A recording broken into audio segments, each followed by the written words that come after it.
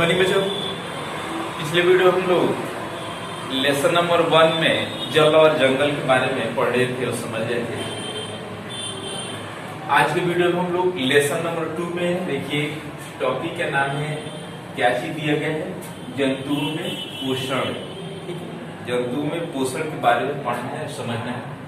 एक बात और बता दें कि आप लोग बहुत लोग ऐसे भी समझ रहे होंगे कि लेसन नंबर 1 का क्वेश्चन आंसर कुछ बेसिक पॉइंट नहीं लिखवाए हैं, तो आप लोगों को बता दें कि इसके पहले जो है सारा लेसन जो है इसमें पढ़ाया जा चुका है और बेसिक पॉइंट लिखवाया जा चुका है, क्वेश्चन आंसर करवाया जा चुका है। ठीक है, इसमें हम लोग क्या कर रहे हैं, तो इसमें हम लोग रिवीजन के तौर पे देख रहे हैं। ठीक है, तो देखिए इसमें लेसन नंबर 2 में जंतुओं में पोषण के बारे में पढ़ना है। जंतु का मतलब आप लोग को पता है, पृथ्वी पर जो भी जीव जंतु रहते हैं तो किसके अंतर्गत, जंतुओं के अंतर्गत आते हैं। कोई छोटा जीव हो या बड़ा जीव हो या मनुष्य हो या पशु पक्षी हो, सभी जीव जंतु के अंतर्गत आएंगे। पोषण, पोषण के मतलब क्या आप लोग को बताए थे कि पोषण के मतलब होता है भोजन।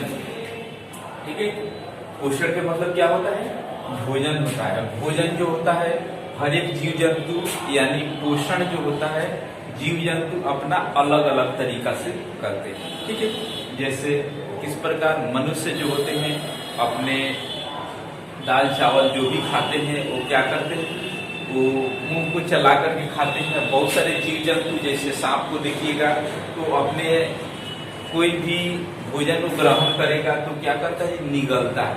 ठीक है, उसी प्रकार जो भी जानवर जो होते हैं जैसे गाय भैंस को देखिएगा तो वो भी अपने भोजन खाएगी तो क्या करेगी, वो क्या करती है, तो निगलती है।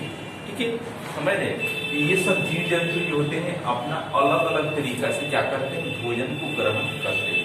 ठीक है, उसके बाद देखिए, उसके बाद आप लोग को क्या चीज बताए थे कि जंतुओं में पोषण जो है, पोषण को समझने के लिए दो प्रकार से, दो भागों में बांटा गया है। ठीक है, कौन कौन से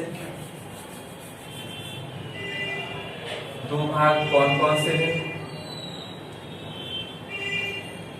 जंतुओं में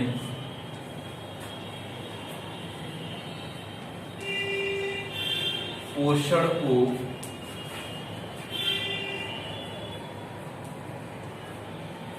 समझने के लिए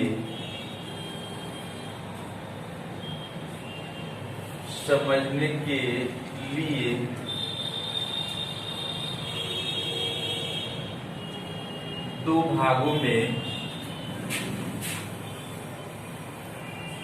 बांटा गया है।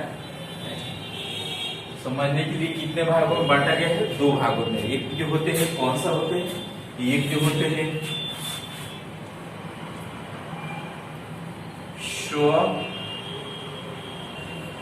स्वपोषी, इसको आप लोग ऐसे भी लिख सकते हैं, स्वपोषी जीव। और दूसरा जो होते हैं, कौन से होते हैं, दूसरा आप लोगों को बताए थे विषम पोषी। ठीक है, एक जो होते हैं कौन सा, तो स्वपोषी, और दूसरा जो होते हैं विषम पोषी। ठीक है, तो इसके बारे में क्या चीज आपको बताए थे, स्वपोषी जीव के बारे में। स्वपोषी जीव के बारे में बताए थे वैसा जीव जो अपना भोजन क्या करता है, स्वयं बना लेता है, यानी दूसरे पर निर्भर न रहे, उसे क्या बोला जाता है, तो उसे जो है स्वपोषी कहा जाता है। ठीक है, इसमें क्या क्या बताए थे, स्वपोषी वैसा जीव जो अपना भोजन स्वयं बना लेता है। तो स्वयं जो है कौन कौन से जीव अपना भोजन बनाते हैं, कौन किसके अंतर्गत आएंगे ये, तो देखिए इसमें आप लोगों को बताए थे स्वपोषी के अंतर्गत आता है, जैसे पेड़ पौधा किसके अंतर्गत आता है, स्वपोषी के अंतर्गत आता है। यानी सूर्य की उपस्थिति में और कार्बन डाइऑक्साइड की उपस्थिति में अपना भोजन ये क्या करता है, स्वयं बना लेता है, इसलिए इसको क्या बोला जाता है, स्वपोषी जीव बोला जाता है। उसके बाद सेकंड नंबर देखिए क्या चीज दिया गया है, सेकंड नंबर में दिया गया है विषम पोषी